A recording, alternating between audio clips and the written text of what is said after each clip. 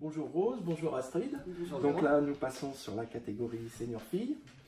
Donc si on commence par toi, Astrid, tu as été avec Rose à l'origine de cette création de catégorie en senior fille au niveau du VCBB. Qu'est-ce que tu peux nous raconter? Qu'est-ce qui t'a poussé à organiser, créer ce projet? D'abord, l'envie d'avoir des senior filles.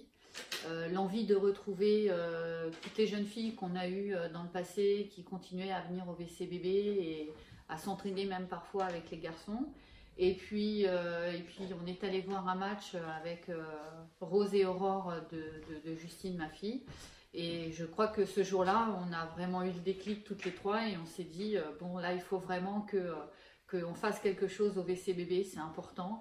Rose avait une envie de recoacher des filles, je pense que c'était important pour elle, et je pense que ça l'est aussi pour le VCBB. Et donc du coup, voilà, on a poussé un peu vis-à-vis du président de vos jours pour qu'il veuille bien accepter qu'on monte cette équipe. Et aujourd'hui, pour moi, j'ai aucun regret, c'est fabuleux. Ouais, moi, si je peux ajouter un petit mot, c'est que quand j'ai pris les seniors garçons à vos jours, j'étais contente d'entraîner des joueurs qui crachent pas sur l'énergie, qui sont pleins de vitalité, qui ont un rythme énorme. Et puis au bout d'un moment, je me suis rendu compte quand j'ai été voir ce fameux match que ce jeu placé, cette réflexion, ce basket plus pur des filles me manquait énormément et j'étais bien contente avec cette équipe senior fils et bien sûr aujourd'hui pas du tout de regret. Ah oui, surtout que bon, je ne sais pas si c'est utile de le rappeler, mais bon, cette année, 2 titres pour vous. C'est utile. Donc, c'est même très important. Tout à fait. Astrid, qu'est-ce que tu as apprécié par rapport à ce groupe? Ce que j'ai apprécié, c'est la bonne humeur aux entraînements. Je trouve qu'on a un groupe qui s'entend bien, qui écoute bien, qui est très, très, très homogène, voilà, les filles sont très sympathiques et c'est vraiment un plaisir de pouvoir les entraîner. Alors, premier titre au VCBB, apporté donc par ce groupe et donc par votre présence. Toi, en tant que coach, Rose, qu'est-ce que ça t'apporte? Quelle est cette fierté la fierté, oui.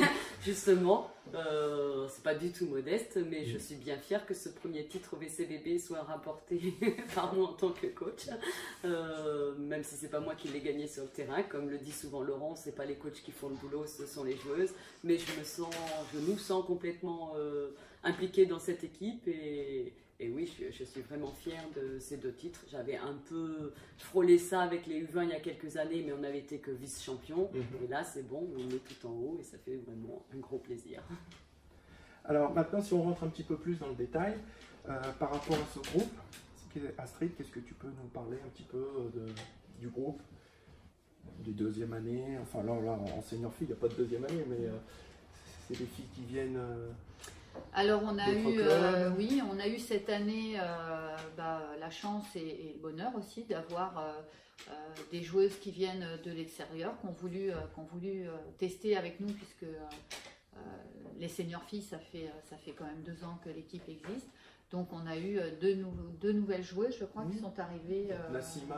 Nassima et Elodie. Non, on a eu aussi Amira qui est arrivée cette année. Nassima, on la connaissait un petit peu parce qu'on l'avait quand même eu à un Livry-Gargan par le passé, mais Amira et Elodie JN sont des filles qu'on ne connaissait pas du tout. Et ma vie aussi, mais ma vie s'est arrêtée très vite à cause d'une grossesse. Donc, mais ça, c'est des joueuses qu'on n'avait jamais coachées et qui se sont impliquées dans le groupe. Se sont bien adaptées en tout cas à notre... Donc, est-ce qu'il y avait en début de saison des joueuses sur lesquelles vous aviez fondé un espoir et qui s'est avéré de le conforter, cet espoir, ou au contraire qui vous ont déçu? Rose? Je pense qu'on avait envie que les petites jeunes du style Julie et Chiara progressent et deviennent des grandes comme nos filles qui ont du métier, de l'ancienneté.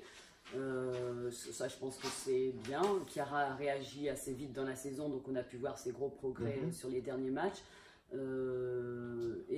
Julie, peut-être un peu plus tardivement, et je pense qu'elle est en pleine explosion maintenant. J'espère que la coupure ne cassera pas ça. Après, on avait des filles maîtresses sur lesquelles on comptait et qui ne nous ont pas du tout déçus. Un bon noyau avec Aurore et Cindy qui ont quand même bien géré le groupe. Je laisserai le soin à Astrid de donner un petit coucou à chacune. Je pense que oui, au début notre groupe n'était pas complètement homogène parce qu'on avait un noyau qui se connaissait et d'autres filles qui se sont vite, on a vite réussi à faire un groupe, une nouvelle équipe, l'équipe du VCBB. Des abandons en cours de saison?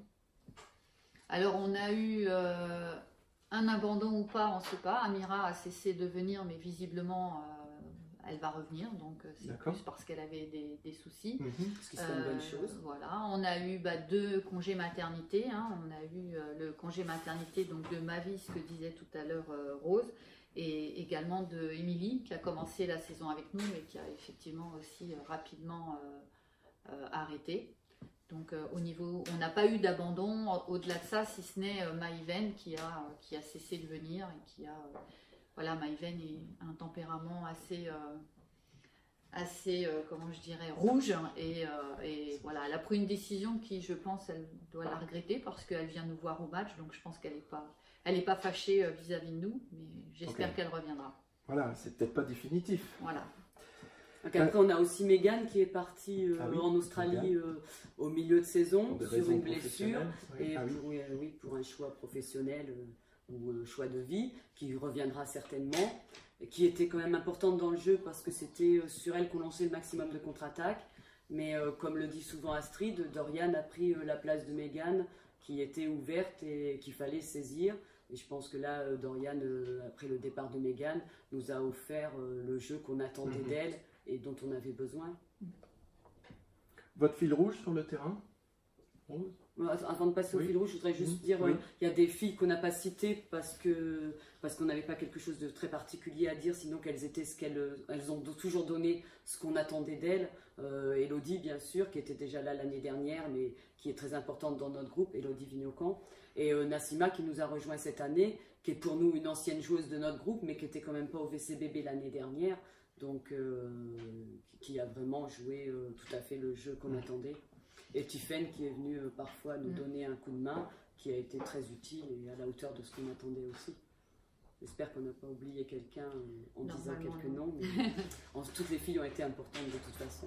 Bah, le fil rouge, pour revenir à ça, c'est en fait on voulait vraiment une équipe collective et je pense que dans les matchs les plus difficiles, chaque fois qu'on a réussi à prendre le large, c'est ce collectif-là qui nous a amenés devant, ces relations de passe, ces envies de faire jouer tout le monde qui nous ont amenés avec des grands écarts. Et dès qu'on relâche un petit peu ça, on se fait remonter. Et ce collectif est vraiment notre priorité.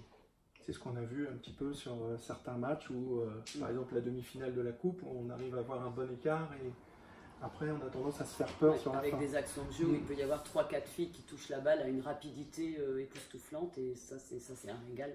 C'est les seniors filles, ça.